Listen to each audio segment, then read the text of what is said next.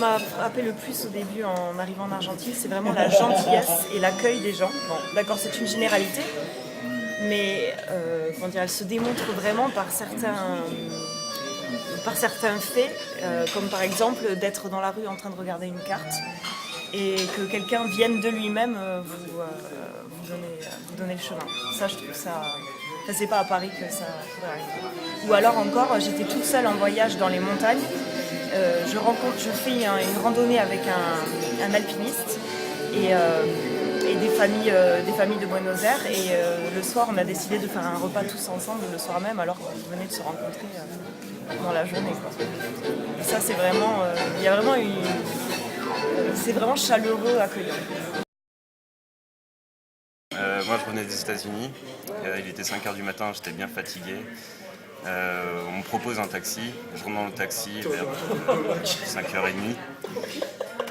Au bout d'un moment je me rends compte qu'en fait c'était pas un vrai taxi. Donc c'est pas grave, je continue mon chemin, je rentre dedans. Il me dit que ça me coûtera environ 140 pesos. Je me suis dit que c'était le prix d'ici, donc je m'en sortais bien. Dans la voiture, on commence à avoir des discussions jusqu'à la discussion du football. Je commençais à lui dire que je n'étais pas intéressé par le football et tout ça. À partir de ce moment-là, il n'y a eu plus aucune discussion entre nous deux. On est arrivé devant chez moi, il m'en a demandé pour 250, plus de 200 pesos. La prochaine fois, j'apprendrai à parler le football. Je suis partie à Iguazú, on devait faire 17 heures de car, on a fait plus de 21 heures. Le car était inondé, je suis tombée malade. C'était horrible et heureusement le voyage était bien, mais le retour, le moteur est tombé en panne. Bref, j'ai cru que le voyage était interminable, que je n'allais jamais m'en sortir.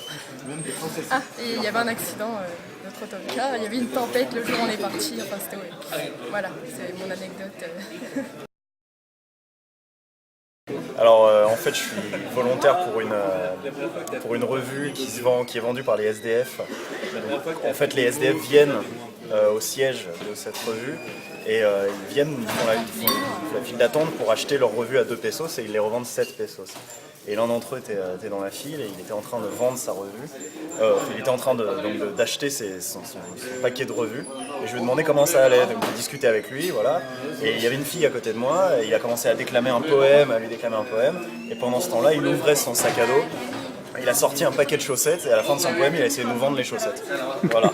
Et donc c'est tout, c'était rigolo juste parce on est un peu son moyen de subsistance, mais il essaie quand même de nous vendre les chaussettes alors qu'ils vendent les revues à côté. Voilà. Quand je suis partie à Ushuaia, j'ai rencontré un guide argentin qui était super sympa. On a sympathisé avec lui, il nous a permis de payer moins cher dans les parcs nationaux parce que les tarifs pour les étrangers sont beaucoup plus élevés que pour les Argentins. Et il nous a emmenés voir des castoreras en fait, c'est des maisons... les maisons des castors en fait. Et on était dans un espace naturel avec des chevaux sauvages, on a bu du maté, spécialité argentine, on a parlé avec lui, ensuite il nous a invités chez lui pour dîner. Et c'était dans une maison très typique, très différente de tout ce qu'on peut voir à Buenos Aires. Il nous a accueillis, il a été... J'ai jamais vu ça. Je pense qu'en France, c'est pas possible de trouver quelqu'un qui puisse vous accueillir comme ça sans vous connaître et prendre soin de vous et vous expliquer tout ce qu'il peut vous montrer demain, etc. Donc voilà. Une fois, je suis sorti avec des amis, on avait pris le bus par exemple. On avait pris le bus et puis par moments on discutait français, on avait discuté un peu en français. Puis on entendait des filles et deux garçons rigoler derrière. Et on a commencé à discuter en espagnol un peu avec eux. Et de manière très improviste, ils nous ont invités à une soirée. On s'est retrouvés encadrés, chouchoutés un peu parce qu'on était deux Français. C'était la première fois qu'ils voyaient des étrangers et ils nous ont un peu embarqués dans leur soirée, dans leur univers. Donc sérieusement, l'université de Belgrano, c'est une très bonne université. La Patagonie, c'est un très bon endroit. Et le resto, la Suipacha, c'était d'enfer. Don Julio aussi, il faut y passer.